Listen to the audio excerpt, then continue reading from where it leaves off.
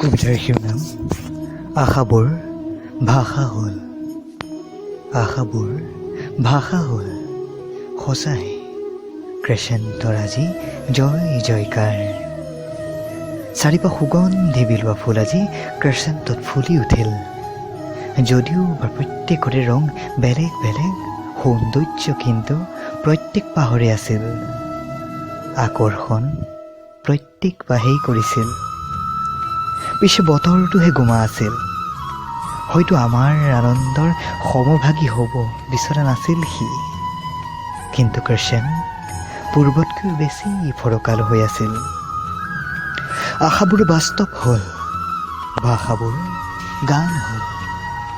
মুকুতাৰ দৰে জিলিকি উঠিছিল চাৰিগৰাকী প্ৰজ্ঞাৰ মুখ, যাৰ চকুত দৃশ্যমান হৈছিল সুখৰ প্ৰত্যেক টোপাল বন্যা।